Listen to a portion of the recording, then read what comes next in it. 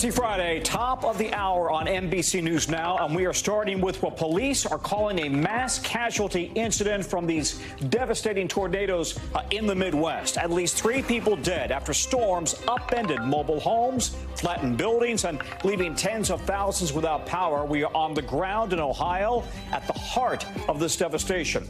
Also, breaking news out of Georgia. The special prosecutor investigating Donald Trump has resigned in just the last few hours after the judge gave the Fulton County District Attorney a clear choice. It's either him or you. So with that out of the way, when will this case go to trial? Then in tonight's original, listen to this. Would you take a ton of steroids for $1 million? One swimmer says he's down to juice to the gills for a new type of sports competition. We'll go in detail on that. That would let athletes use drugs. Plus, the carry-on crackdown on your flights. Passengers are fed up with the fees. Airlines say the same rules apply, but now they're actually enforcing them. Why now?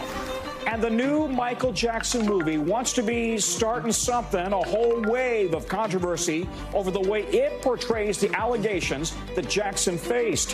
How the actors in the movie are responding. That's later in the show. Good day, I'm Tom Costello in for Hallie, and at this hour, much of the Midwest is reeling after deadly tornadoes ripped through the region overnight. Emergency services are calling it a mass casualty incident in Ohio, where we can confirm 3 people have died. Folks out there still missing, dozens injured across the state, 4 states actually. Police have set out a massive search and rescue operation with crews and cadaver dogs looking for more victims in the rubble. Ohio's Governor Mike DeWine touring some of the damage in his state this afternoon with this message to Ohioans. I'm always amazed at the resilience of the people of the state of Ohio. I had the chance to talk to some people who have lost their house or lost part of their house or who have been in some way impacted. Indian Lake community will come back. That's the message I got from everybody. We will be back. Yeah, well, the damage is very telling here. Roofs torn off homes and a nursing facility filled with patients. The destruction spreads wide across the Midwest, from Kentucky to Indiana, where the governor, actually in Kentucky, has declared a state of emergency, saying hundreds of structures were badly damaged. Mobile homes across the area completely overturned. You can see it right there, leaving people there trapped. Trees uprooted, power lines down, tens of thousands in the dark going into a Friday night, of course. And travelers report flights had to be diverted, with some airports stopping all inbound flights. So we've got our team all over this, as you would expect. Shaquille Brewster on the ground in Ohio, and meteorologist Bill Cairns is with us as well. Shaq, let's start with you. This was a monster storm that hit the Midwest, and emergency crews say it's going to take a long time to come back from this, right? So what are the local authorities saying where you are, and what are people who live there saying about the long road ahead? Well, that's what they're saying, that there is going to be a long road ahead. You know, based on my conversations with folks here, they're describing the damage not in terms of blocks, but in terms of miles. And when you talk about how much it's impacted, you can see, for example, here, you have a mobile home where the foundation is kind of, where it's kind of off its foundation, but then the houses down on the street are pretty okay. Then you go across the street and you see this building here that I frankly don't even know what this was before. And you have that situation mile after mile in this area. I spoke to a lady who was inside of her mobile home as the tornado came through. She said she got the alert. She tried to leave, realized it was too late, went inside her bathroom, put a mattress over her, and rode out the storm there. I spoke to another woman called Sherry who runs this mobile home community and spent last night going door to door, knocking on doors, trying to rescue people. She said she saw and identified 2 of the victims who were believed to have been killed here in this mobile home community. Listen to a little bit of what she told me. It's hard when you know the people and they're your friends. It's just hard. It is just utter devastation. It feels like when you walk back there, it feels like you're in a war zone. A war zone is how she describes it. And we went back to some of those areas, and I'll tell you, Tom, just full transparency, we couldn't get a signal out of there. That just shows you one of the impacts that you have when you have such damage that is such to this extent. Yeah, it takes out cell towers. Listen, we're getting reports, Shaq, that Indiana gave people about 24 minutes of lead time from the time the tornado warning was issued, telling people to take shelter before the tornado actually touched down. Give us a sense of really what that means. I mean, you know, they used to be giving even less than that a few years ago, right? Right, it saves lives. I've talked to several people who were inside their home. They got the alerts on their phone. They were able to go to a basement if they had it, a bathroom. They were able to do what they were trained to do and have been trained to do. But, you know, one thing our weather unit has noted is that because the climate is getting warmer, you're starting to see this tornado season, which we are in tornado season, but you're starting to see it ramp up much more quickly. You see the tornadoes move further north than usual, and you're seeing a bigger impact than normal. And I think when you look at the video from not just where I am right now, but from this entire region, that really gives you a sense of the value of that advance notice, because for so many people, they say it could have been so much worse. Okay, Shaq, thanks very much. Shaq Brewster on the ground. Let's go to Bill Cairns. Bill, let's pick up with what Shaq just said, right? We know the tornado alley is shifting largely due to climate impact, but talk us through how rare is it to actually have kind of a major weather event like this far north in mid-March, and how dangerous these tornadoes are?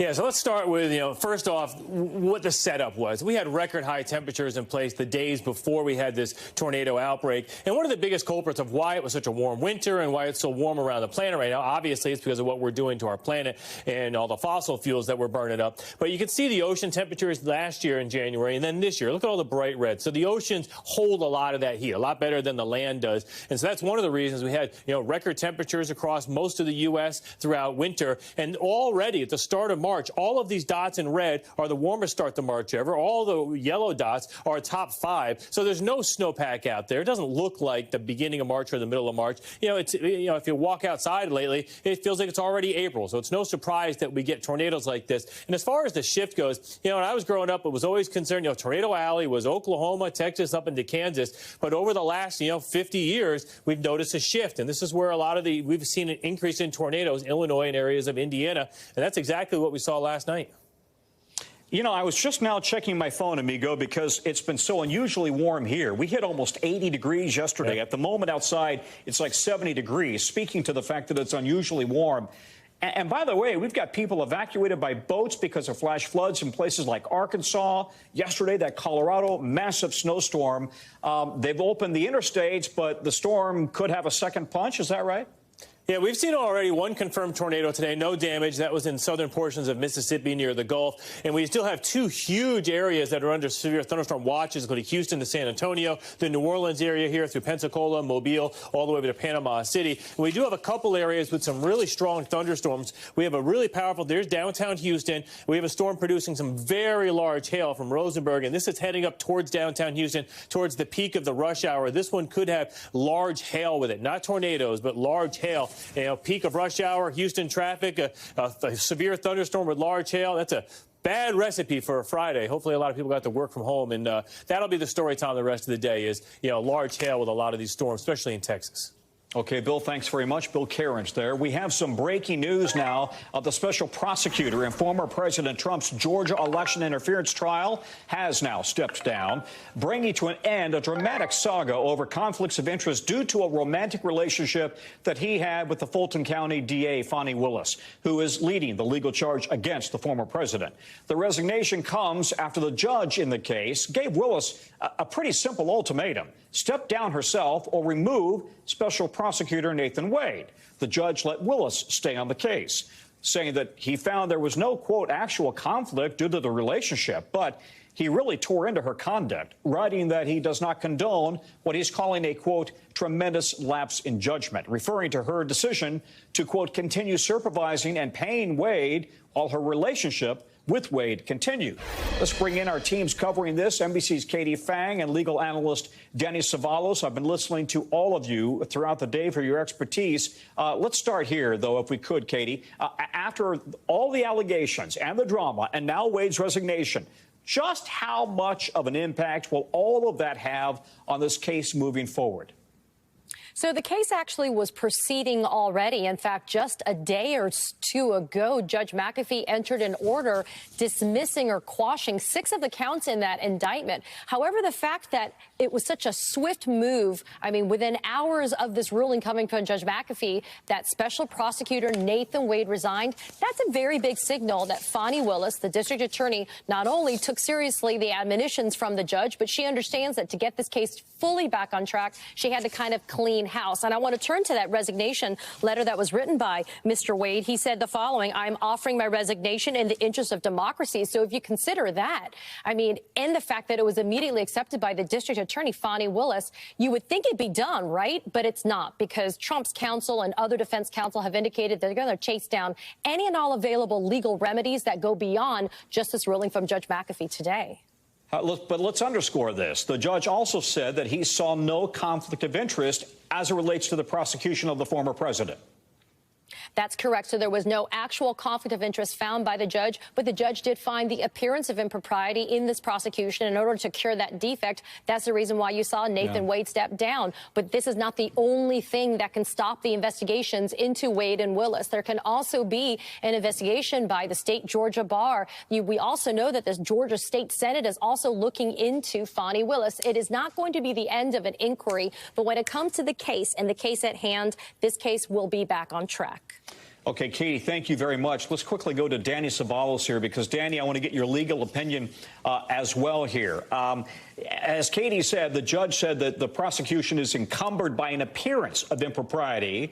But even with Wade gone, will those words resonate with a future jury? In other words, is she and the prosecution, are they already tainted here? 2 questions there. The first one, not likely, because a jury's never really going to hear about any of this. Everybody pretty much agrees. But Danny, they read the newspaper, they watch TV, right? So the truth of the matter is, unless they're living under a rock, the jury's going to have known that there's something going on with that DA.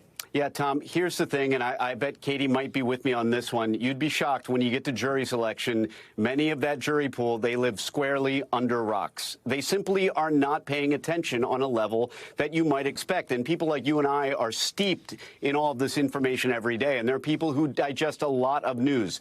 The people who report for jury duty, for some reason, don't always appear to be the people who are steeped in news. And it's just a reality of jury selection. Will they be aware on some level? Could this affect the jury?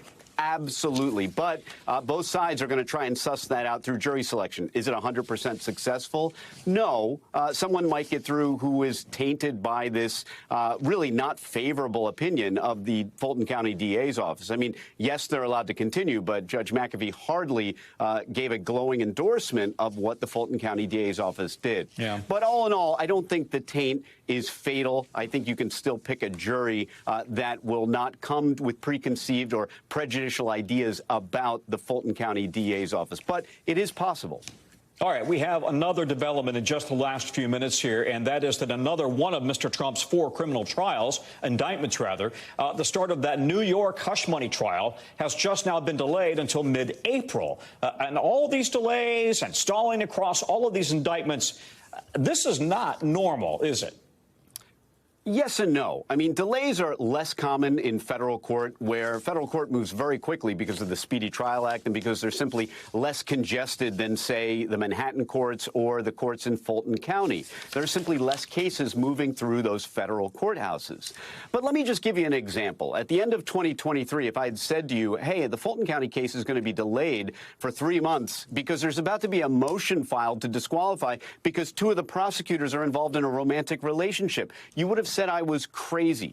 But I've been saying since 2023 that these trials may not go forward until 2025. If you pressed me then, I would have said I don't know exactly what's going to delay it, but things happen. And here you have another thing that has happened in the Manhattan DA's office or the New York County case, which is that apparently there are hundreds of thousands of documents that the defense didn't know about, or maybe they should have known about. But either way, something has come up in this case that delays it. Normal trials get delayed. These are 4 criminal trials that are arguably very complex and the most important criminal trials in American history all at once. Things are going to happen. Delays are going to happen. Underscore that. Danny, there is nobody better. Thank you very much. Danny Ceballos on the legal analysis here.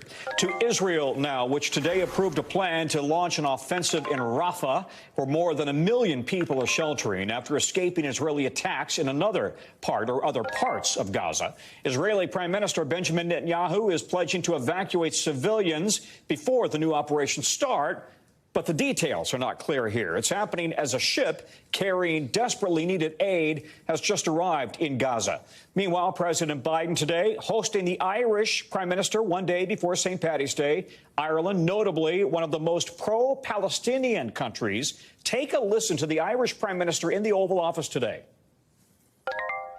We need to talk about how we can make that happen and move towards a two-state solution, which I think is the only way we'll have lasting peace and security.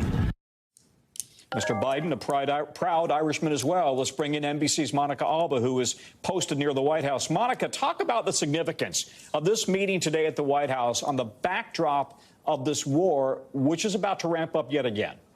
Exactly, Tom. And look, the Irish leader has been very clear here in calling for a permanent ceasefire, which differs from the official Biden administration stance, which is to call for a 6-week temporary ceasefire, which is part of the deal that's on the table right now to see if that can be agreed to by all the parties to get the remaining hostages out of Gaza and to make sure that during that pause in the fighting, more humanitarian aid could be let in, since, of course, that crisis is just getting more and more dire. So those are differing opinions, but it was very clear in hearing there from Ireland and from other countries that have come to the White House in the last couple of months since the war began, who have been crystal clear on this as well and their differences. But the president has also said that it's important to stand with Israel and to really agree that they need to have the right to defend themselves. But at the same time, it's coming after these comments where there have been more blunt assessments of the situation. And it was the president himself over the weekend who said that he really thinks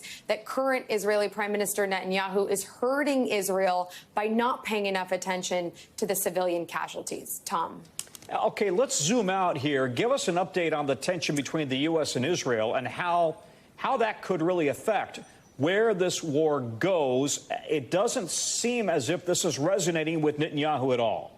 Exactly. And it has been like this for weeks. And so now the question is, what will the Biden administration do differently? Will it shift any of its policy? Will it start to condition some of its aid or weapons that are going to Israel? And none of that has happened yet. But we are talking about that potential ground invasion in Rafah as a very key point here. The U.S. has been clear that it has advised Israel not to go in without any kind of a plan for what would happen to the more than 1 million people who are really sheltering there. And so far, the Biden administration has been crystal clear, Tom, that they haven't seen any kind of a military plan or a humanitarian plan. So they are raising a lot of concerns about that. They have expressed those.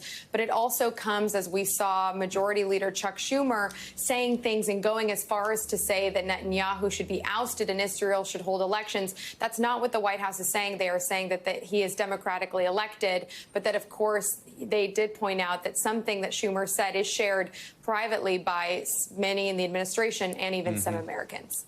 Tom. Monica Alba at the White House. Thank you very much, Monica. Tens of millions of Russians head to the polls today for the first of 3 days of voting.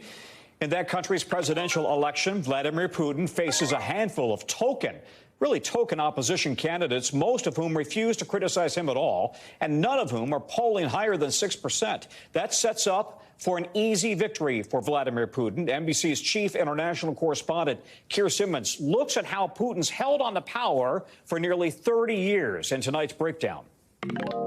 3 decades after the Soviet Union fell, Russia once again ruled by a strongman. Vladimir Putin certain to win another 6-year term on the back of a decades-long crackdown on dissent and opposition. A slow march starting in the late 80s with the rise of Soviet Premier Mikhail Gorbachev. Mikhail Gorbachev, the new leader of the Soviet Union. He starts to democratize the Soviet Union and ends the Cold War. Mr. Gorbachev, tear down this wall. Then, after a failed coup by hardline Communist Party officials, member states of the Soviet Union start to declare independence. Gorbachev dissolves the Soviet Union in 1991 and leaves reformer Boris Yeltsin to run the new Russian Federation. As Yeltsin tries to build a free market economy, Russia is rocked by economic crisis. He appoints the relatively obscure Vladimir Putin as prime minister. And when Yeltsin steps down in 1999, Putin takes the reins. Putin wins his first election in 2000 and immediately cracks down on dissent from the media and opposition figures. In 2004, he wins a second term. But barred from seeking a third consecutive term, Putin steps down in 2008. His hand-picked successor, Dmitry Medvedev, appoints him prime minister. So behind the scenes, he is still in control. Putin changes the constitution, extending presidential terms from 4 years to 6, and wins a third term. In 2014, as Ukraine starts pulling away from Russia towards the west, Putin responds by annexing Crimea, sparking a proxy war in eastern Ukraine and increased tension with the United States. Today I'm announcing a series of measures that will continue to increase the costs on Russia and on those responsible for what is happening in Ukraine. Opposition figures continue to wind up dead, though the Kremlin consistently denies involvement. And in 2016, the US elects Donald Trump. Then, after a bipartisan Senate intelligence report finds that Moscow engaged in a widespread campaign to help get him elected, Trump confronts Putin about those allegations, which Putin denies. He just said it's not Russia. I will say this, I don't see any reason why it would be. In 2020, Putin changes the constitution again, so he can run for 2 more 6-year terms. That same year, leading opposition figure Alexei Navalny is nearly killed by poison, which he blames on the Kremlin. Putin denies involvement. When Navalny returns to Russia, he is immediately arrested and sent to a remote labor camp, sparking major protests. And in 2022, war. Putin launches a full-scale invasion of eastern Ukraine, claiming the country's move towards NATO represents a security threat to Russia. Despite thousands of men sent to war and severe sanctions from the West, Russia's economy proves resilient. Support for the war and Putin remains high, according to an independent Russian pollster. Those who speak out against the war find themselves arrested and prosecuted under a new law. And just last month, Alexei Navalny dies, suddenly, in his labor camp, of what authorities call natural causes, a crushing blow to Russia's dwindling opposition. And Keir Simmons is in Moscow for us tonight. So, Keir, we mentioned those token opposition candidates. Tell us who actually is allowed to run in this election against Putin. Well, that's a good question. I mean, none of those three have criticized President Putin. All of them are effectively in favor of the war. So it's an election, you could say, in all but name. It's more like a referendum on President Putin himself. And what the Kremlin will really care about is how high the turnout is, because what President Putin wants to do after this weekend is openly say, you see, Russia supports me. Now, of course, this is a country, Tom, of 11 time zones. It's impossible for us to know how free and fair this vote really is. We did meet voters today who clearly believe in their vote and believed in voting for President Putin, but there are no Western election observers here. There are observers, Russia says, from 106 countries, including places like China. So you can judge for yourself. President Putin today seen voting online. We saw electronic voting machines at the polling station that we were at today. I think that's an attempt to try and increase the turnout and also increases the number of people saying, well, it's possible to manipulate this vote. Tom? Keir, can somebody vote against Putin without the potential ramifications? Yes, if they vote for one of the authorized candidates. What we have seen here, though, are stages, indications of of real rebellion, if you like. There's been arson attacks, Molotov cocktails thrown at some polling stations, dye thrown into ballot boxes. Only a scattering of those kinds of protests. There are calls for other protests this weekend where people should just, according to Alexei Navalny's wife, for example, just turn up at a polling station and then just leave. I mean, people are finding ways to find their voice if they do oppose President Putin, but it's very high risk. Yeah. Keir, we're lucky to have you there. Thank you very much. Keir Simmons in Moscow for us. Coming up, more trouble for Boeing. Its new advisory to pilots after one flight took a scary nosedive. And you won't believe the story that's got a top tennis tournament buzzing tonight. You get the clues. We're coming back.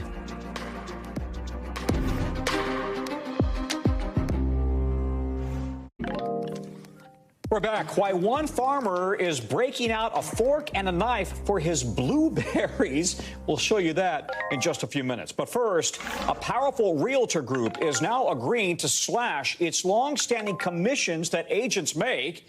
And that could be a big deal for people trying to sell their homes. It's part of this whopping $418 million settlement between the National Association of Realtors and the home sellers who sued in a massive class action suit. As it currently stands, a home seller pays a broker's fee, usually 5 to 6% of the sale price when the home is sold. Half of that fee usually goes to the agent for the seller. The other half goes to the buyer's agent. But that's led to accusations that realtors are colluding to steer buyers to more expensive homes, thus inflating their own commissions. Now, according to the settlement, the agents, the buyers, and the sellers, they'll have more options to negotiate that rate together. And consumer advocates say the competition could force those fees to drop rather dramatically. And if this settlement is, in fact, approved by the federal court, it could be a major shakeup for the housing market, potentially boosting sales. To be clear, the Realtors Association, though, continues to deny any wrongdoing. NBC's Brian Chung is following all of this, joins me now. This has been a talker, Brian, and for any of us who have bought a home, we know that 6% rate is kind of steep when you buy and sell the home, I should say.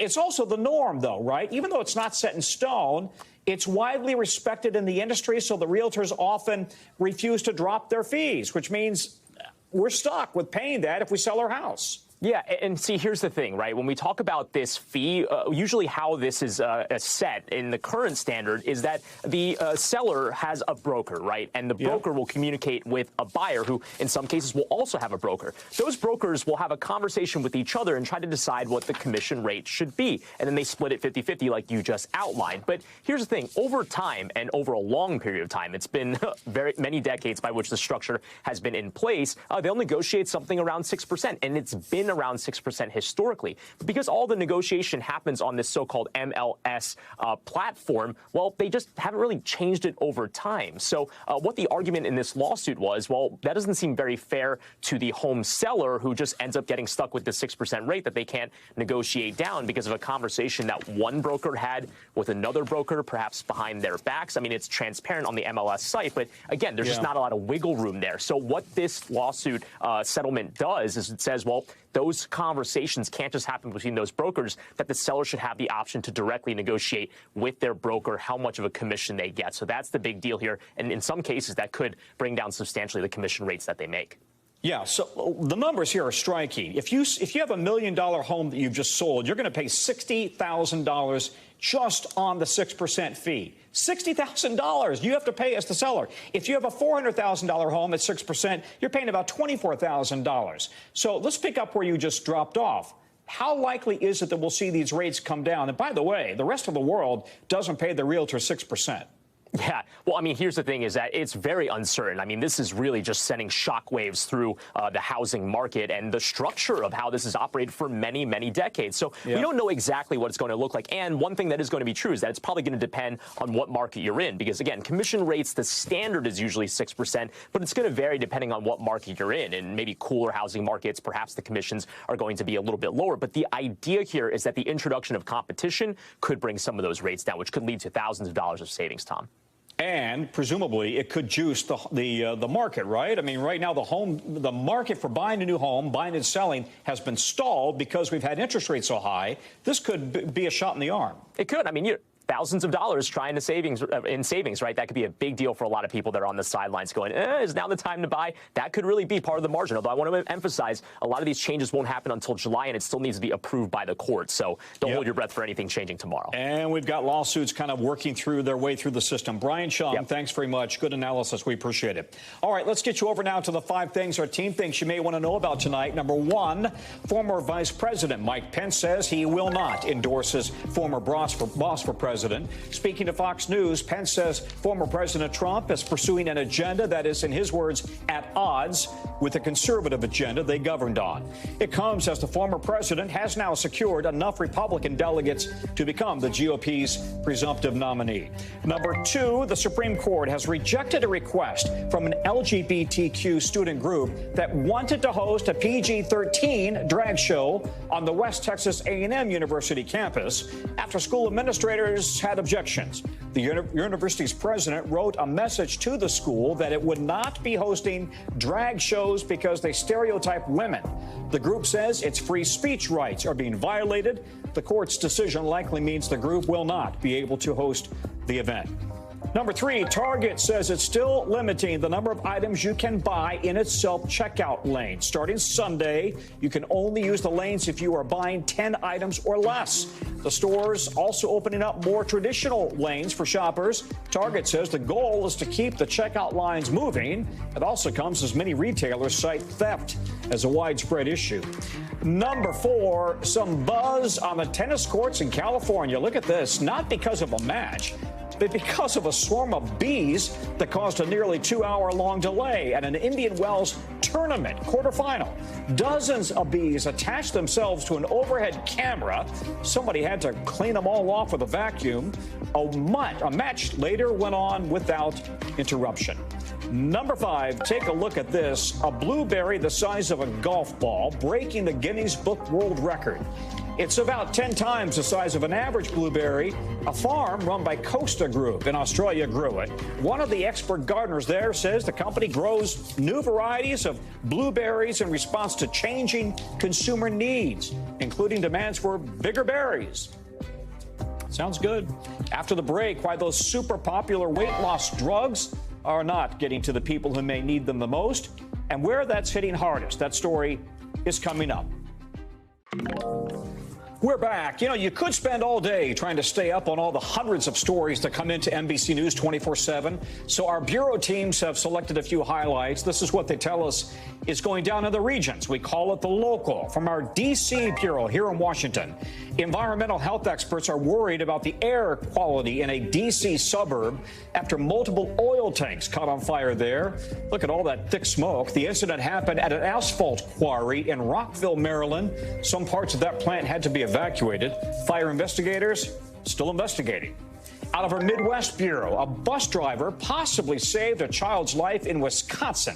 New dash cam footage shows the kid running all by himself out onto a busy street in Milwaukee. You can see the bus driver pulling over, bringing the child onto the bus. He then called police. The child was not injured and was reunited with his family. And from our Western Bureau, Arizona firefighters jumped into action after a driver almost crashed right into them, but hit some parked cars instead. It was kind of a right place, right time kind of thing. The firefighters were playing pickleball outside of their station in Tempe when it happened. One of the rescuers pulled the driver out of the wreck. The others grabbed their gear. The driver is expected to be okay. Police are investigating. It turns out those popular weight loss drugs aren't getting to the people who need them the most. That, according to exclusive data obtained by NBC News. We're talking about drugs like Ozempic and Wegovy, and they're not covered, of course, by private insurance. And the out-of-pocket costs are more than $1,000 a month, financially out of reach for a lot of people who need that medicine. And there's a racial component to all of this as well. More than 4 million prescriptions were written for Wegovy and Ozempic last year in 2023. A vast majority of those prescriptions, 85%, were written for white people, just 12% written for African Americans who have significantly higher rates of diabetes and obesity. NBC's Berkeley Lovelace is joining us now. He's been looking at the data. All right, so two things here that I noticed as we're looking through this data here.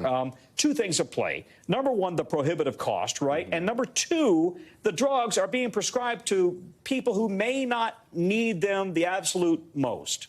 Right. So, yeah, there's a lot of things going on here. So one is insurance. And so, as you mentioned before, these drugs cost about $1,000 for a month's supply. And so insurance companies are often reluctant to pay that because it does cost so much. But there's also a stigma associated with obesity. There's still many in society and even in the health industry who see this as like a cosmetic concern or a willpower issue versus a chronic disease. So there's that.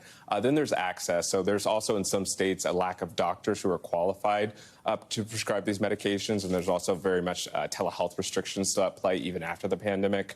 And then on top of that, there's also costs. So there might be white families who may be able to afford to pay $1,000 out of pocket if their insurance doesn't cover it, versus maybe a black family who would not be able to pay that as well. So we actually have a doctor in Norman, Oklahoma, who kind of laid that out for us as well. Go a little bit deeper into the racial disparity issue here and what the implications are. Yeah, so when we looked at the map, we saw that many of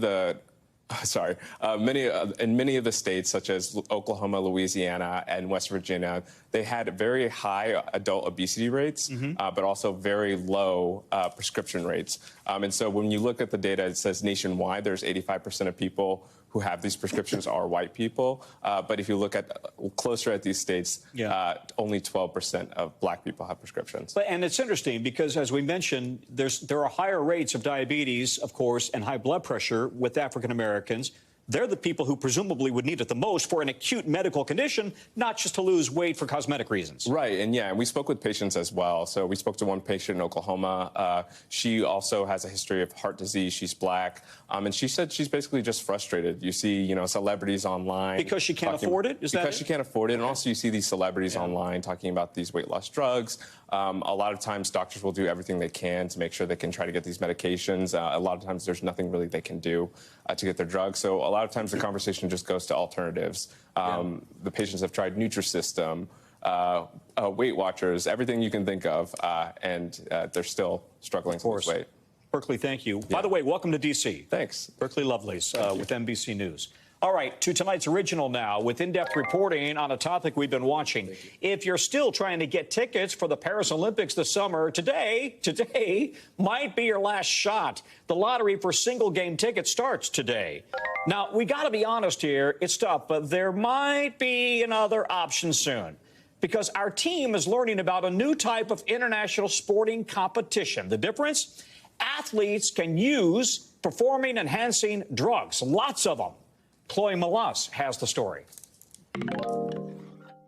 Athletes, some considered the greatest in their sports. And a new book is claiming that San Francisco slugger Barry Bonds used steroids for at least 5 seasons.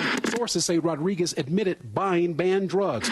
A one-time icon of sports in America stripped today of his 7 Tour de France titles.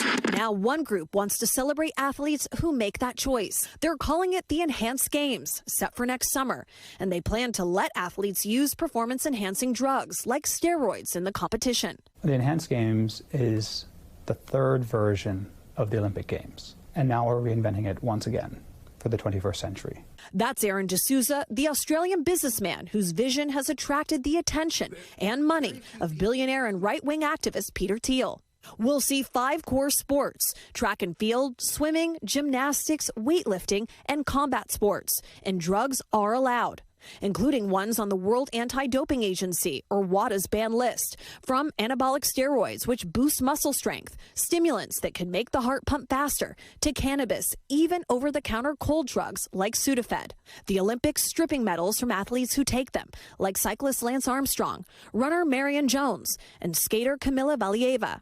The biggest name hurt by Russia's state-sponsored doping scandal. In a statement this week, WADA condemned the Enhanced Games, saying, quote, "The health and well-being of athletes is WADA's #1 priority. Clearly, this event would jeopardize both." But D'Souza cites a 2011 study commissioned by WADA, showing more than 40% of athletes had used banned supplements in the previous year. What would you say to your adversaries who are, not supportive of this, who say that the Olympics, it's about a clean environment to show how far you can push the human body on an even playing field? Well, it's a different playing field. The Olympics are like the opera, and we're like a rock concert. We want to be like Taylor Swift Eras Tour. D'Souza says doctors will monitor athletes who use the drugs and give health screenings. But is there any safe amount of some of these drugs? Medical experts say it's tricky. If you're using the lowest dose possible for the shortest duration possible, and you've been selected as an appropriate candidate for that particular use, then I think you could probably do it safely. But sort of this open-endedness, that's where I think we start to see problems. There's another factor, money. The games, which have not secured a TV deal yet, promise athletes a fair base salary to be announced later, plus bonuses. A huge contrast to the International Olympic Committee, which does not pay medalists. That's left to home countries to decide. And in the U.S., only medalists get paid, about $30,000 for gold, way less than the minimum salaries in the big four men's sports here in the U.S. The promise of a payout appealing to swimmer James Magnuson, a three-time medalist from Australia who says he's never used steroids, but vowed to, quote, juice to the gills to get a seven-figure bonus from the Games' organizers if he can break the 50-meter freestyle record. Magnuson tells me the enhanced games are safe for athletes of his level, in part because of the honesty behind it. We're going to do this in the open. There's no secrecy. It's not done in the shadows. I'll document it. I'll be completely open and honest with everything I take, how it's making me feel, how my performance is affected, and if there are any side effects, what those are. Okay, Chloe, I'm kind of just almost without words here. When you talk to your sources in the entertainment world, is there a market for something like this? I don't even want to ask, because we know there is, right? People get totally juiced up, and then what they go for it, and we'll see if they survive and how big of a game that they can turn in. So I've been talking to athletes, professional athletes, retired athletes. I've also talked to some people in the TV business, and they all say it would make for great entertainment, okay? Especially if you have people compete in the enhanced games who are not on performance-enhancing drugs, because you don't have to be on performance-enhancing drugs to take part in the enhanced games. So therefore, you could have somebody who says, all right, I want to go compete against somebody in the 100-meter dash. I don't even know if that's part of the Olympics, but let's just pretend that it's a part of the enhanced games. And they're not on steroids, but their competition is, and then they beat them. What a coup that would be, right? And so I think that when you look at the world of reality television, when you look at the landscape right now, Tom, you see that people are pushing the envelope and networks are trying to bring in people and boost ratings, which in turn means bigger ad sales, bigger money, and a better bottom line for them in the end. So I do think this will find a home somewhere on television in the not-so-distant future. I've got 15 seconds, Chloe, but are people concerned about the potential health impact of people juicing to the gills? Listen, I spoke to Aaron, as you see, and he says that there will be a team of medical experts that will be watching over their athletes and that this is going to be done within reason. There will be some guardrails. Okay. Chloe, thank you very much. Interesting story. Back now with Boeing telling airlines to fly the 787 to check the switches that control the pilot's seats because the switches could get stuck. It comes after a sudden, terrifying plunge on that LATAM Airlines flight to New Zealand this week that left more than 50 people injured. The Wall Street Journal reports investigators believe a flight attendant delivering a meal to the pilot may have accidentally hit a switch that moves the pilot's seat forward, and then that switch got stuck. And that could have pushed the pilot into his controls, forcing the nose of the plane down and sending passengers flying. Investigators say they have not reached a final conclusion about what caused the incident, but they are serious about this. If you have been to the airport recently, it probably seems like the enforcement of carry-on rules is getting stricter. To be clear, there's not a rule change. Airlines have always limited passengers to one carry-on bag and one personal item. It might be a problem, though, for people who are sick of checked bag fees going up, checked bag fees. Look at this number from American Airlines. They used to charge $30 for a checked bag. Recently, they raised that up to $35 if you pay in advance, $40 if you pay for it at the airport. JetBlue charging $45 for the first checked bag, $60 for the second checked bag. $10 more than before. NBC's Sam Brock is joining us now from Miami International Airport. Hey, Sam, what's all the confusion about here? There was a time when checked bags were free. That's a long time ago. the costs keep going up. Airlines are making a lot of money on those checked bag fees, and they're getting more strict now about the carry-ons, right? Yeah, so checked bags, Tom, is big business to the tune of billions of dollars for the airlines, but we're also seeing a record number of travelers right now, as you have reported regularly, and I do appreciate the irony of me talking about aviation with you, since this is your beat for the network. But yeah, I mean, to add to this conversation, you have all these people who are traveling. Checked bag fees in recent weeks have been going up in months, and so what you're seeing is human nature. People are taking more stuff with them onto the plane, except now the airlines appear to be getting more discerning. And I say appear to be, Tom, because there's no formal acknowledgement, whether it's Southwest or American or Delta. None of these airlines are saying, no, we're cracking down. In fact, if anything, Southwest is saying this isn't a crackdown. It's a clarification of existing rules. But the reality is it's kind of like the pillow police. If you look at the specific things that are considered personal items, according to Southwest, for example, you see purses, which includes crossbody bags, briefcases, blankets, pillows, not neck pillows, cameras, food containers, or laptops, which is to say, if you have more than two of those, or if you have a carry-on and one of those, and then you add on another thing, they're going to flag you at the gate. And more, at least anecdotally, passengers are reporting the airlines are actually following through with this, and it's getting harder to bring more of your objects onto the plane. Yeah, and what people count as a carry-on, my God, sometimes these things are huge, right? And I'm thinking, well, if you put that in the overhead, I got no place to put my bag. That's true. By the way, the SNL skit comes to mind of Keenan trying to take a bag that's like the size of a small truck onto the plane. Right. Yeah, they do have to be discerning, and I think that's a really great point, Tom, is that there are ways to get around this. If there's any question for you, just gate check your bag, right? Try to avoid the process altogether. Or if you buy an economy ticket or you use a low-cost carrier, make sure if you know you're going to bring a carry-on that you purchase that at the purchase time of the ticket itself. It's going to be a lot cheaper than if you try to do it when you get to the airport. So there are ways of getting around this. But the bottom line is airlines want to run on time. They want to try to get as many flights off as possible.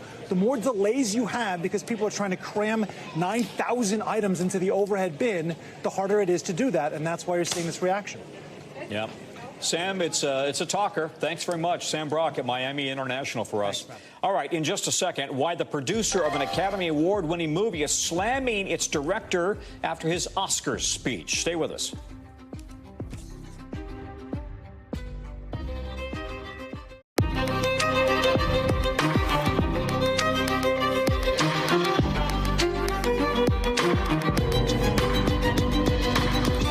Here we go, top of the hour on NBC News Now, and we are starting with what police call this mass casualty incident from these devastating tornadoes out in the Midwest. At least 3 people dead after storms upend mobile homes, flatten buildings, leaving tens of thousands without power. We are on the ground in Ohio at the heart of the devastation. Breaking news also out of Georgia. The special prosecutor investigating Donald Trump has resigned in just the last few hours after the judge gave the Fulton County DA a clear choice. It's him or you. One of you goes. With that out of the way, when will this case go to trial? Then Israel's prime minister defying President Biden's so-called red line on Rafah, preparing a full offensive into the Gazan city. How it's becoming, and it's how it's coming, rather, as the president meets with one of the Palestinians' biggest supporters. Plus, in the breakdown, Vladimir Putin with another election win tonight, if you can call it that, how his stranglehold on power in Russia is growing. And a powerful real estate group forced to slash brokers' fees and a new settlement. It is a game changer for home sellers. What will it mean? We're going to ask all of that coming up later in the show. Good day. Happy Friday. I'm Tom Costello in for Hallie. And at this hour, much of the Midwest is reeling after deadly tornadoes ripped through the region overnight. Emergency services calling it a mass casualty incident in Ohio, where we can confirm 3 people have died. People there still missing, dozens injured across 4 states. Police have set out on a massive search and rescue operation with crews and cadaver dogs looking for more victims in the rubble. Ohio's Governor Mike DeWine toured some of the damage in his state this afternoon. He had a message for Ohioans. I'm always amazed at the resilience of the people of the state of Ohio. I had the chance to talk to some people who have lost their house or lost part of their house or who have been in some way impacted. Indian Lake community will come back. That's the message I got from everybody. We will be back. Yeah, well, the damage really tells the story here. Roofs torn off of homes, also off of a nursing facility filled with patients. The destruction spreads wide across the Midwest, from Indiana to Kentucky, where the governor has declared a state of emergency, saying hundreds of structures were badly damaged. Mobile homes across the area completely overturned, you can see right there, leaving people trapped inside. Trees uprooted, power lines down. Tens of thousands in the dark as we go into a Friday night. And travelers report flights had to be diverted, with some airports stopping all inbound flights. So we've got our team in place on this. Again, Shaquille Brewster on the ground in Ohio, and meteorologist Bill Cairns has the big picture at the map board. But Shaq, let's start with you. People are headed into their first night since all of this happened, living with the reality of the destruction, possibly no communication, no heat. What are you seeing there on the ground? Well, people are just saying they're prepared for a long road ahead, not just for what's to come tonight, but what's to come in the weeks and months from here. And I want you to just look a little bit at one of the scenes we're seeing here. This is directly in the path of the tornado. Who are here in this area talk about having to hunker down. They talked about that sound that you always hear about, that sound of a train, going to their bathroom, putting a mattress over on top of them. And you already see some people milling about. They're fixing their roofs, putting drapes on the roofs as already, and doing what they can to clean up what they can in this moment. I want you to listen to what I heard from a supervisor of one of the mobile park homes that they say was directly in the impact of the tornado. She spent the night going door to door to make sure her residents were okay. She said that she found 2 residents who were deceased. Listen to what she told me. It's hard when you know the people and they're your friends. It's just hard. It is just utter devastation. It feels like when you walk back there, it feels like you're in a war zone. You get a sense of what she means by that war zone with what you see behind me. And it just makes more clear that it's not just what people are going to be dealing with today. And it's not just the physical toll and physical destruction, but there's an emotional and mental element that folks are going to be dealing with for the days and weeks to come. You know, Shaq, this has also become kind of a reality, right, in the Midwest where you are, as we've seen, of course, the weather changing and storms getting more violent earlier in the season. Are local responders prepared for that? Are they pre-positioning or leaning forward because of the possibility of this happening? Well, there's definitely that early alert system. Many residents telling me they heard the sirens, they heard the alerts on their phone and did what they could to combat that. Of course, you mentioned the climate is getting warmer. These storms are coming earlier and happening further north. So those early alert systems will be key in the future to just save more lives, Tom. Shaq, thanks very much. Shaq Brewster, who's on the ground for us in Ohio. Let's go to Bill Cairns. Bill, can you talk to us just about the big picture here? It always seems that it often seems that these big tornadoes happen overnight, right? Yes, and the biggest thing, you get shorter lead times, I guess, is the biggest thing we want to talk about when you have the overnight tornadoes. Like during a day like yesterday, I mean, this was an incredible 411 storm reports from Dallas all the way up here through Ohio. Each of these red icons shows you tornadoes, and now we've had 17 confirmed from yesterday. And of course, we had the 3 fatalities. But when you see some of these damages out there to these manufactured homes, it's amazing we didn't have more fatalities. Incredible that we didn't have. And I think the big reason why is this. So this was the line of storms that was approaching. Here's Winchester and here's Lakeview. This is where 2 of the hardest hit communities were. And these tornado warnings went out 7:27, 7:39, almost at the same exact time. This is when the warnings went out. So they knew to get either out of their manufactured homes, get in their cars, drive away, or sometimes at the mobile home parks, they have like a structure that is a concrete barrier that's a safe place to be. And Winchester, they had a 24-minute lead time. The average U.S. lead time is 13 minutes. This was an excellent forecast. And in Lakeview, they had 22 minutes of lead time. This saved probably dozens of lives. So, Tom, that was very important last night. We do not have tornadoes this evening, but we are watching areas of very strong thunderstorms, including the Houston area with a thunderstorm right over the top of you. A lot of large hail in the region. We'll continue to watch that throughout the evening. Okay, Bill, thanks very much, Bill Cairns. We have some more breaking news coming into us right now. The special prosecutor in a informer President Trump's Georgia election interference trial has, in fact, stepped down now, bringing to an end that dramatic saga really involving the conflicts of interest due to a romantic relationship that he had with the Fulton County DA, Fani Willis, who was leading the legal charge against the former president. The resignation comes just after the judge in the case gave Willis a very simple ultimatum: step down yourself or remove the special prosecutor, Nathan Wade. The judge let Willis decide she could stay on the case if, in fact, Wade went. That's what happened.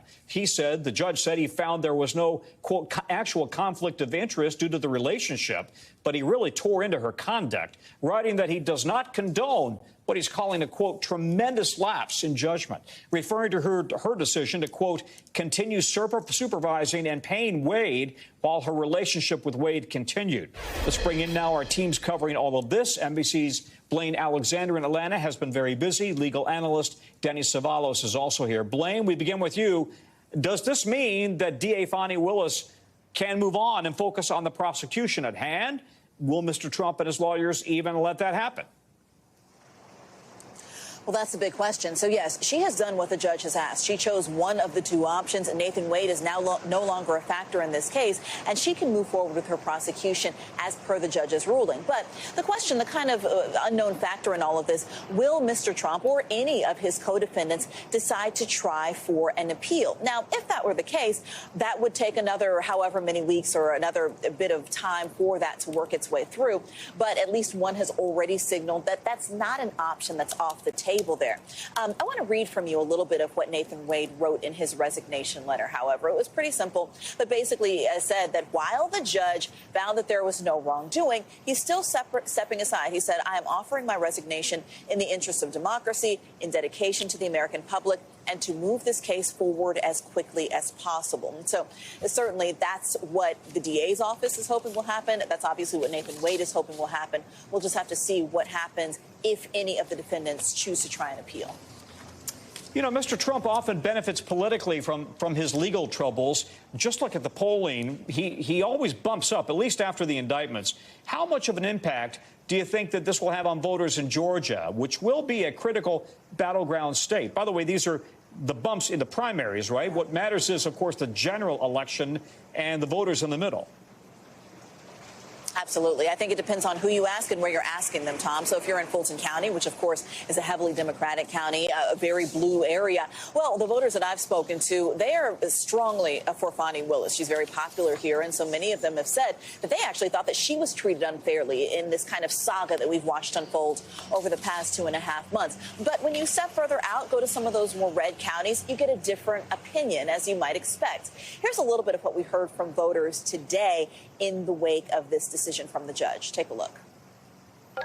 No penalty. I mean, well, she fires him, whoop-de-doo, she's disqualified or whatever, whoop-de-doo. No big deal. No real punishment. It doesn't pass the smell test, so yeah, that probably would have been a good decision to remove. Yeah, it just looks bad. That's all. Overall, it just looks bad. And so you heard from some voters. Kudos to our amazing embed Nnamdi Igwanwu for getting that sound and talking to those undecided voters, because that really does give us a sense of what we're kind of looking for. Now, of course, Democrats and Republicans will point out there's plenty of time for minds to change before November.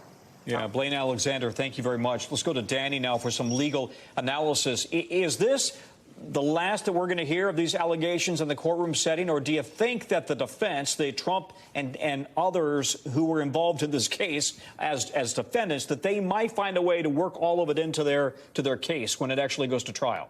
When you get to trial, ordinarily you can't necessarily put the prosecution's actual conduct on trial unless it's related to the underlying case itself. And that's always been the key here. None of these allegations against Fani Willis or Nathan Wade have anything to do with the substantive guilt or innocence of the defendants. I think virtually everybody on even both sides agree that, yes, while the defense may say this violates due process, this appearance of impropriety, it doesn't have anything to do do with the actual facts in the indictment. But will this possibly taint a jury? I don't think so. I've been thinking about this for the last hour since you last asked me that question about the jury, Tom. And I got to tell you, think about all the people out there who may not even fully understand this complex ruling by the judge. And months from now, frankly, I think maybe a year from now when this finally goes to trial, will they remember that there's one less prosecutor on the team? I'm not sure. You know, I found it interesting. Blaine, who lives there in Atlanta and does an outstanding job covering the region and the courts for us, said that Fani Willis is pretty popular there. So that's kind of an interesting add to what you were just suggesting there. And by the way, we're just now hearing in the last few minutes of another development in another one of Mr. Trump's 4 criminal indictments. The start of that hush money trial in New York delayed until mid-April. So how much does Mr. Trump, being a former president, factor into his legal team's ability to delay things here across all of his indictments, all 4? Significant for 2 reasons. One is very visible, the other one almost invisible. The visible one is, of course, in, say, the documents case. I mean, a lot of that defense is based on something called the Presidential Records Act. So will Trump be treated differently because he was a former president? Yes, because of the Presidential Records Act. He was the president. But the invisible way is that courts are going to be extra careful in a prosecution of a former president. He'll get deference, and that deference comes in the way of delay. All right, Danny, thank you very much. Other news now, we go overseas to Israel, which today approved a plan to launch an offensive in Rafah, where more than 1 million people are sheltering after escaping Israeli attacks in other parts of Gaza. Israeli Prime Minister Benjamin Netanyahu is pledging to evacuate civilians before the new operations start, with the details, though, not at all clear. It's happening as a ship carrying desperately needed aid just arrived in Gaza. Meanwhile, President Biden today hosting the Irish Prime Minister, Ireland, notably one of the most pro-Palestinian nations in Europe. Take a listen to the Prime Minister of Ireland talking to the president in the Oval Office. We need to talk about how we can make that happen and move towards a 2-state solution, which I think is the only way we'll have lasting peace and security. Mr. Biden, a proud Irishman as well. Let's bring in NBC's Monica Alba, who is posted near the White House. Monica, talk about the significance of this meeting today at the White House on the backdrop of this war, which is about to ramp up yet again. Exactly, Tom. And look, the Irish leader has been very clear here in calling for a permanent ceasefire, which differs from the official Biden administration stance, which is to call for a 6-week temporary ceasefire, which is part of the deal that's on the table right now, to see if that can be agreed to by all the parties to get the remaining hostages out of Gaza and to make sure that during that pause in the fighting, more humanitarian aid could be let in, since, of course, that crisis is just getting more and more dire. So those are differing opinions, but it was very clear in hearing there from Ireland and from other countries that have come to the White House in the last couple of months since the war began, who have been crystal clear on this as well and their differences. But the president has also said that it's important to stand with Israel and to really agree that they need to have the right to defend themselves. But at the same time, it's coming after these comments where there have been more blunt assessments of the situation. And it was the president himself over the weekend who said that he really thinks that current Israeli Prime Minister Netanyahu is hurting Israel by not paying enough attention to the civilian casualties. Tom. Okay, let's zoom out here. Give us an update on the tension between the U.S. and Israel and how that could really affect where this war goes. It doesn't seem as if this is resonating with Netanyahu at all. Exactly. And it has been like this for weeks. And so now the question is, what will the Biden administration do differently? Will it shift any of its policy? Will it start to condition some of its aid or weapons that are going to Israel? And none of that has happened yet. But we are talking about that potential ground invasion in Rafah as a very key point here. The U.S. has been clear that it has advised Israel not to go in without any kind of a plan for what would happen to the more than 1 million people who are really sheltering there. And so far, the Biden administration has been crystal clear, Tom, that they haven't seen any kind of a military plan or a humanitarian plan. So they are raising a lot of concerns about that. They have expressed those. But it also comes, as we saw Majority Leader Chuck Schumer saying things and going as far as to say that Netanyahu should be ousted and Israel should hold elections. That's not what the White House is saying. They are saying that he is democratically elected, but that, of course, they did point out that something that Schumer said is shared privately by many in the administration and even some Americans. Tom. Monica Alba at the White House. Thank you very much, Monica. Tens of millions of Russians head to the polls today for the first of 3 days of voting. In that country's presidential election, Vladimir Putin faces a handful of token opposition candidates, most of whom refuse to criticize him at all, and none of whom are polling higher than 6%. That sets up for an easy victory for Vladimir Putin. NBC's chief international correspondent, Keir Simmons, looks at how Putin's held on to power for nearly 30 years in tonight's breakdown. 3 decades after the Soviet Union fell, Russia once again ruled by a strongman. Vladimir Putin certain to win another 6-year term on the back of a decades-long crackdown on dissent and opposition. A slow march starting in the late 80s with the rise of Soviet Premier Mikhail Gorbachev. Mikhail Gorbachev, the new leader of the Soviet Union. He starts to democratize the Soviet Union and ends the Cold War. Mr. Gorbachev, tear down this wall.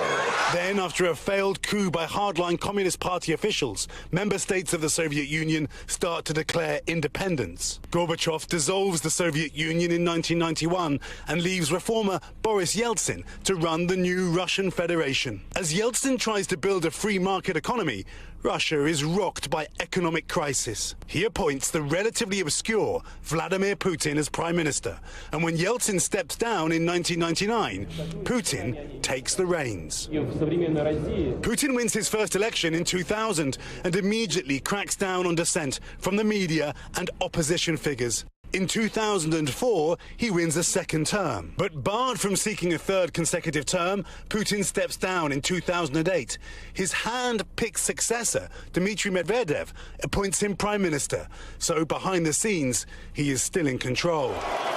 Putin changes the constitution, extending presidential terms from 4 years to 6, and wins a third term. In 2014, as Ukraine starts pulling away from Russia towards the west, Putin responds by annexing Crimea, sparking a proxy war in eastern Ukraine and increased tension with the United States. Today I'm announcing a series of measures that will continue to increase the costs on Russia and on those responsible for what is happening in Ukraine. Opposition figures continue to wind up dead, though the Kremlin consistently denies involvement. And in 2016, the US elects Donald Trump. Then, after a bipartisan Senate intelligence report finds that Moscow engaged in a widespread campaign to help get him elected, Trump confronts Putin about those allegations, which Putin denies. He just said it's not Russia. I will say this, I don't see any reason why it would be. In 2020, Putin changes the constitution again, so he can run for 2 more 6-year terms. That same year, leading opposition figure Alexei Navalny is nearly killed by poison, which he blames on the Kremlin. Putin denies involvement. When Navalny returns to Russia, he is immediately arrested and sent to a remote labor camp, sparking major protests.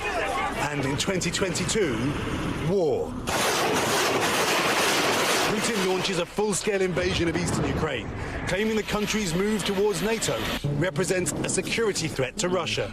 Despite thousands of men sent to war and severe sanctions from the West, Russia's economy proves resilient. Support for the war and Putin remains high, according to an independent Russian pollster. Those who speak out against the war find themselves arrested and prosecuted under a new law.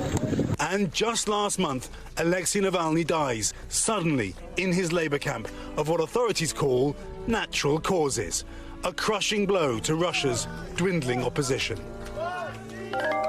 And Keir Simmons is in Moscow for us tonight. So, Keir, we mentioned those token opposition candidates. Tell us who actually is allowed to run in this election against Putin. Well, that's a good question. I mean, none of those 3 have criticized President Putin. All of them are effectively in favor of the war. So it's an election, you could say, in all but name. It's more like a referendum on President Putin himself. And what the Kremlin will really care about is how high the turnout is, because what President Putin wants to do after this weekend is openly say, you see, Russia supports me. Now, of course, This is a country, Tom, of 11 time zones. It's impossible for us to know how free and fair this vote really is. We did meet voters today who clearly believe in their vote and believed in voting for President Putin, but there are no Western election observers here. There are observers, Russia says, from 106 countries, including places like China. So you can judge for yourself. President Putin today seen voting online. We saw electronic voting machines at the polling station that we were at today.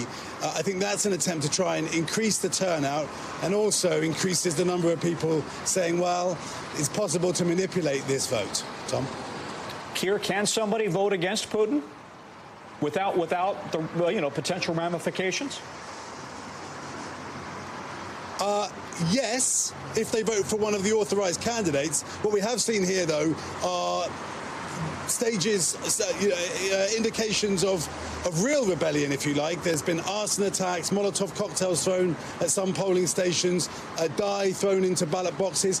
Only a scattering of those kinds of protests. There are calls for other protests this weekend where people should just, according to Alexei Navalny's wife, for example, just turn up at a polling station and then just leave. I mean, people are finding ways to find their voice if they do oppose President Putin, but it's very high risk. Yeah.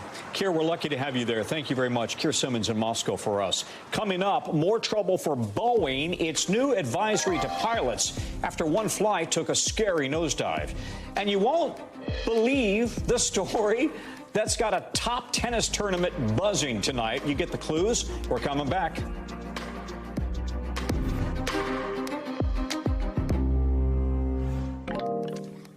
We're back. Why one farmer is breaking out a fork and a knife for his blueberries. We'll show you that in just a few minutes. But first, a powerful realtor group is now agreeing to slash its long-standing commissions that agents make.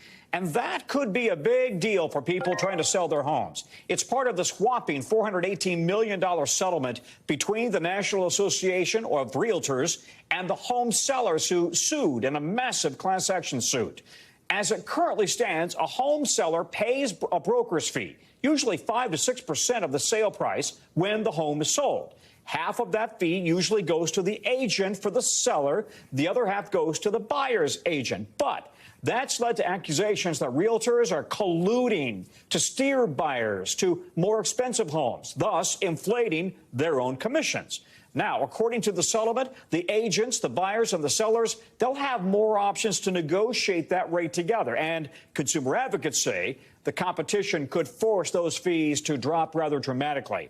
And if this settlement is in fact approved by the federal court, it could be a major shakeup for the housing market, potentially boosting sales. To be clear, the Realtors Association, though, continues to deny any wrongdoing. NBC's Brian Chung is following all of this, joins me now. This has been a talker, Brian, and for any of us who have bought a home, we know that 6% rate is kind of steep when you buy and sell the home, I should say.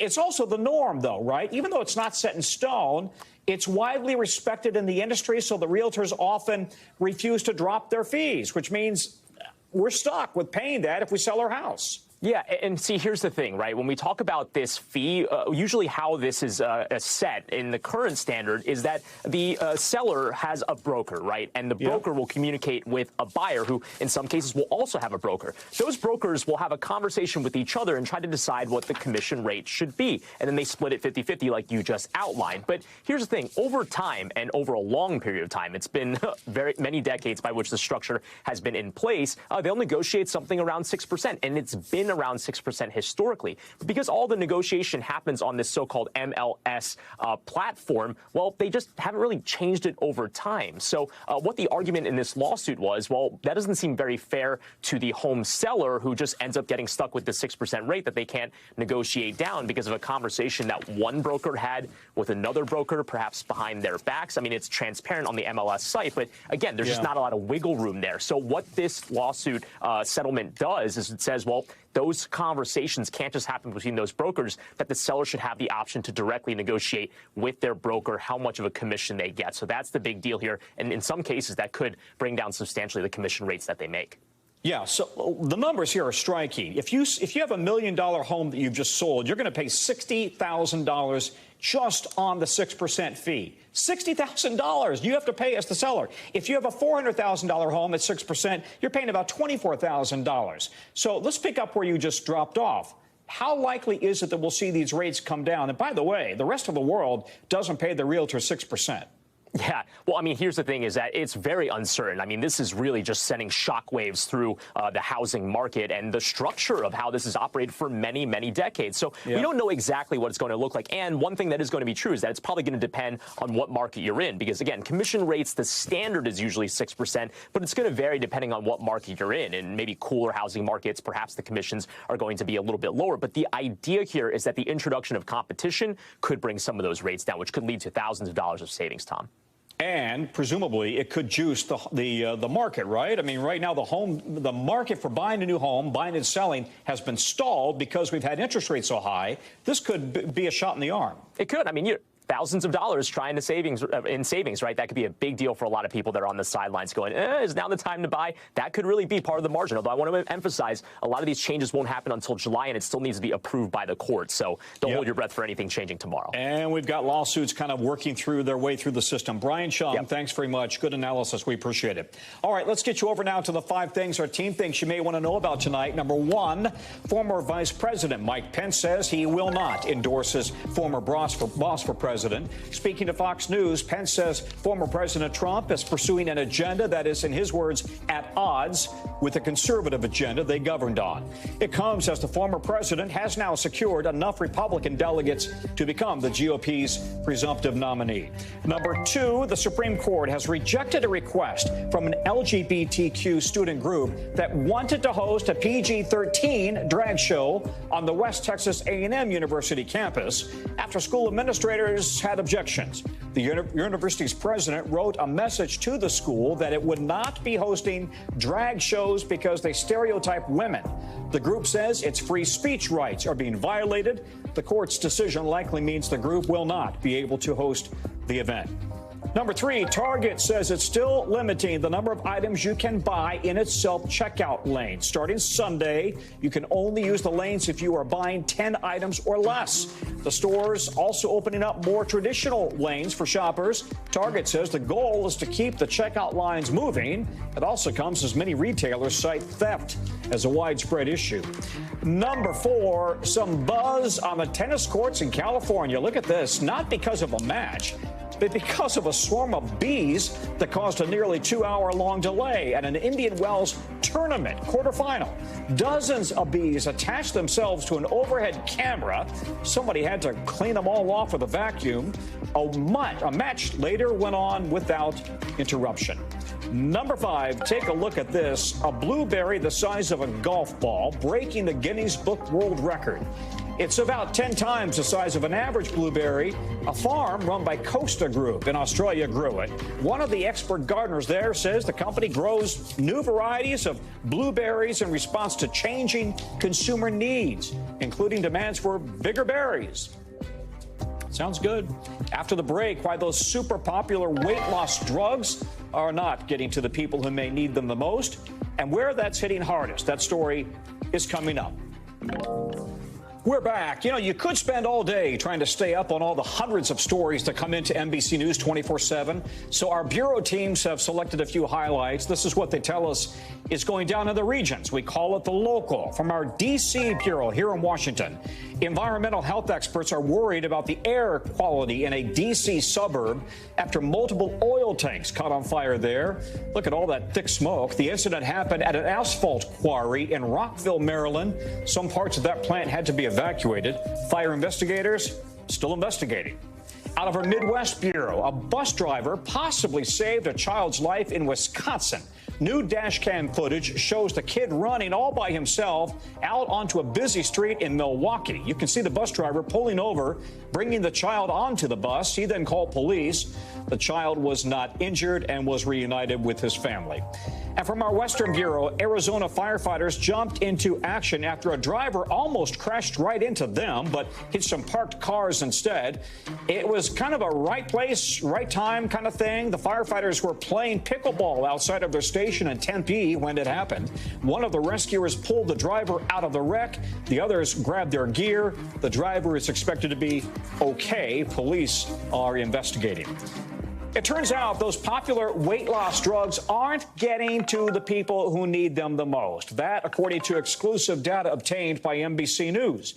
We're talking about drugs like Ozempic and Wegovy, and they're not covered, of course, by private insurance. And the out-of-pocket costs are more than $1,000 a month, financially out of reach for a lot of people who need that medicine.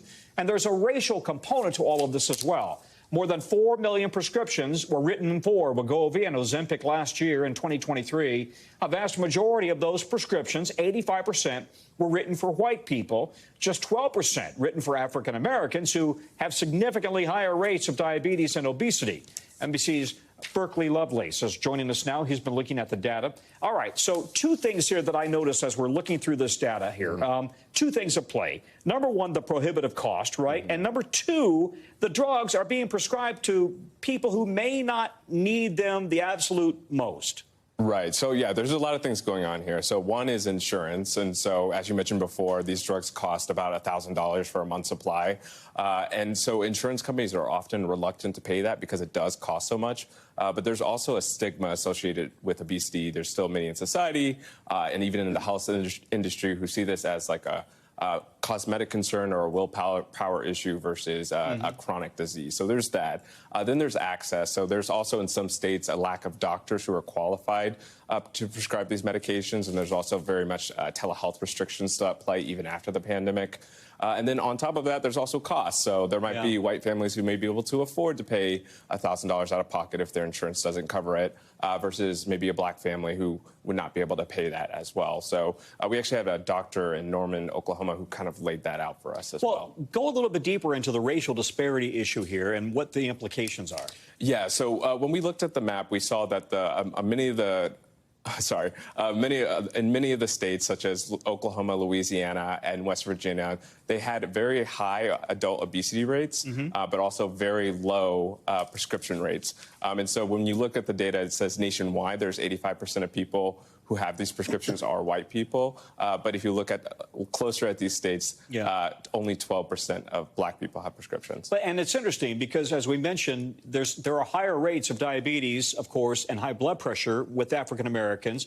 They're the people who presumably would need it the most for an acute medical condition, not just to lose weight for cosmetic reasons. Right. And we spoke with patients as well. So we spoke to one patient in Oklahoma. She also has a history of heart disease. She's black. And she said she's basically just frustrated. You see, celebrities online. Because she can't afford it? Because she can't afford it. And also you see these celebrities online talking about these weight loss drugs.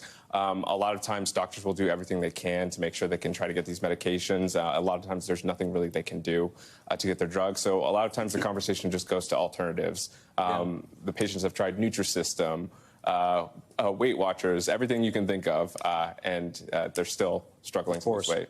Berkeley, thank you. By the way, welcome to D.C. Thanks. Berkeley Lovelace with NBC News. All right, to tonight's original now, with in-depth reporting on a topic we've been watching. If you're still trying to get tickets for the Paris Olympics this summer, today might be your last shot. The lottery for single-game tickets starts today. Now, we got to be honest here, it's tough, but there might be another option soon. Because our team is learning about a new type of international sporting competition. The difference?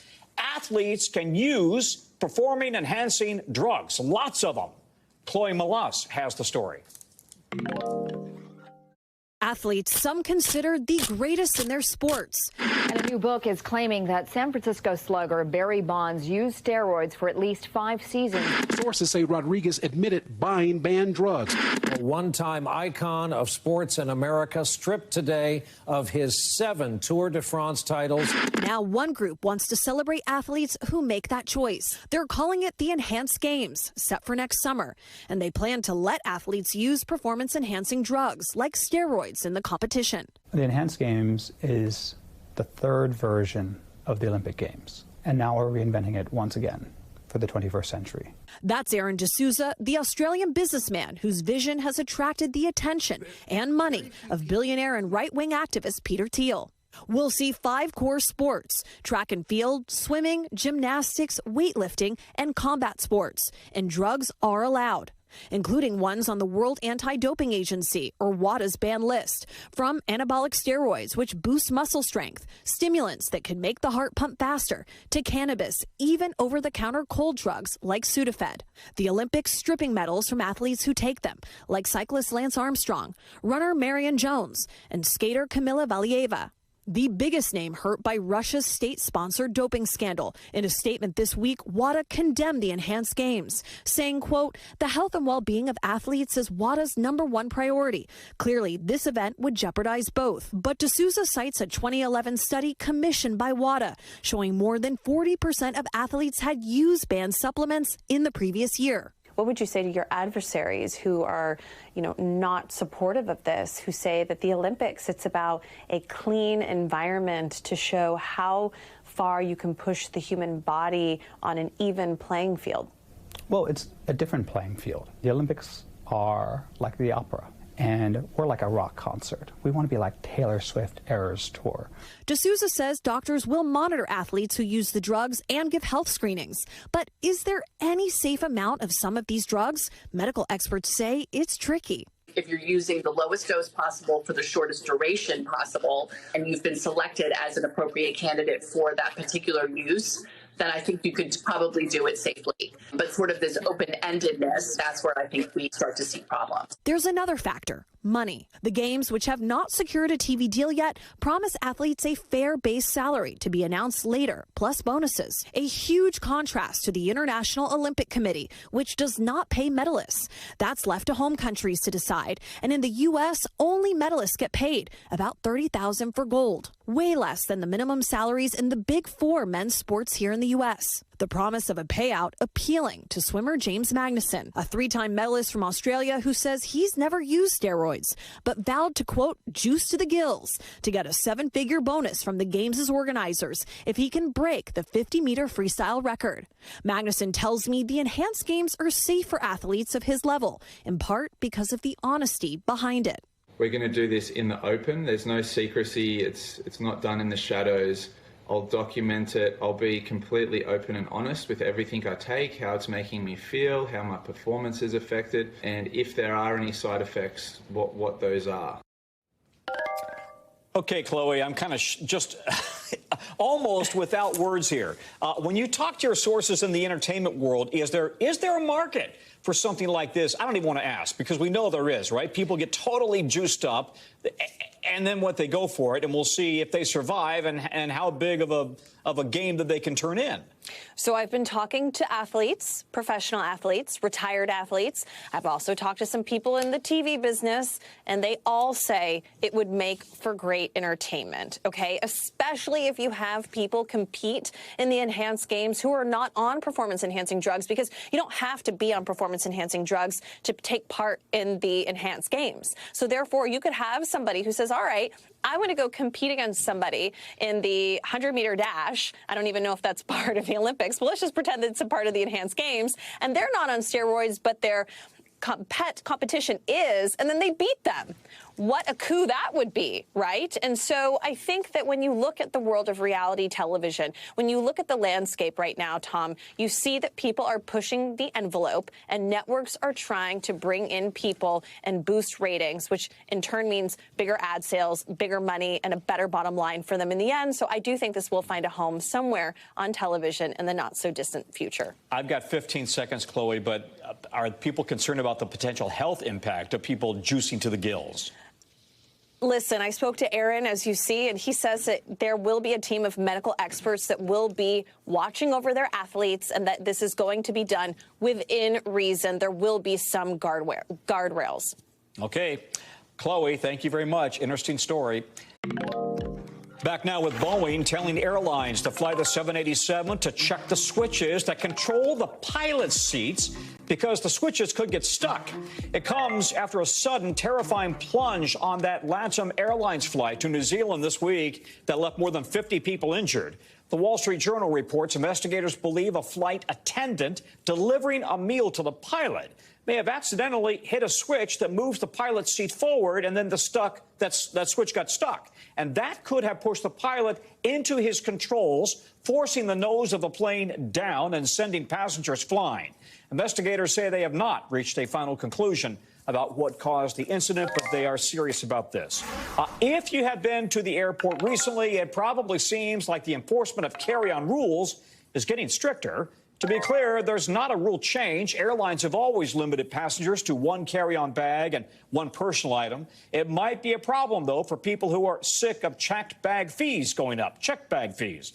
Look at this number from American Airlines. They used to charge $30 for a checked bag. Recently, they raised that up to $35 if you pay in advance, $40 if you pay for it at the airport. JetBlue charging $45 for the first checked bag, $60 for the second checked bag.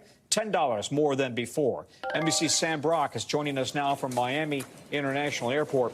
Hey, Sam, what's all the confusion about here? There was a time when checked bags were free. That's a long time ago. The costs keep going up. Airlines are making a lot of money on those checked bag fees, and they're getting more strict now about the carry-ons, right? Yeah, so checked bags, Tom, is big business to the tune of billions of dollars for the airlines, but we're also seeing a record number of travelers right now, as you have reported regularly, and I do appreciate the irony of me talking about aviation with you, since this is your beat for the network. But yeah, I mean, to add to this conversation, you have all these people who are traveling. Checked bag fees in recent weeks have been going up in months, and so what you're seeing is human nature. People are taking more stuff with them onto the plane, except now the airlines appear to be getting more discerning. And I say appear to be, Tom, because there's no formal acknowledgement, whether it's Southwest or American or Delta. None of these airlines are saying, no, we're cracking down. In fact, if anything, Southwest is saying this isn't a crackdown. It's a clarification of existing rules. But the reality is it's kind of like the pillow police. If you look at the specific things that are considered personal items, according to Southwest, for example, you see purses, which includes crossbody bags, briefcases, blankets, pillows, not neck pillows, cameras, food containers, or laptops, which is to say, if you have more than two of those, or if you have a carry-on and one of those, and then you add on another thing, they're going to flag you at the gate. And more, at least anecdotally, passengers are reporting the airlines are actually following through with this, and it's getting harder to bring more of your objects onto the plane. Yeah, and what people count as a carry-on, my God, sometimes these things are huge, right? And I'm thinking, well, if you put that in the overhead, I got no place to put my bag. That's true. By the way, the SNL skit comes to mind of Keenan trying to take a bag that's like the size of a small truck onto the plane. Right. Yeah, you know, they do have to be discerning, and I think that's a really great point, Tom, is that there are ways to get around this. If there's any question for you, just gate check your bag, right? Try to avoid the process altogether. Or if you buy an economy ticket or you use a low-cost carrier, make sure if you know you're going to bring a carry-on that you purchase that at the purchase time of the ticket itself. It's going to be a lot cheaper than if you try to do it when you get to the airport. So there are ways of getting around this. But the bottom line is airlines want to run on time. They want to try to get as many flights off as possible. The more delays you have because people are trying to cram 9,000 items into the overhead bin, the harder it is to do that. And that's why you're seeing this reaction. Yep. Sam, it's a talker. Thanks very much. Sam Brock at Miami International for us. Thanks, all right, in just a second, why the producer of an Academy Award-winning movie is slamming its director after his Oscars speech. Stay with us. That is a wrap at this hour, but the news continues right now on News Now. Thanks for watching. Stay updated about breaking news and top stories on the NBC News app or follow us on social media.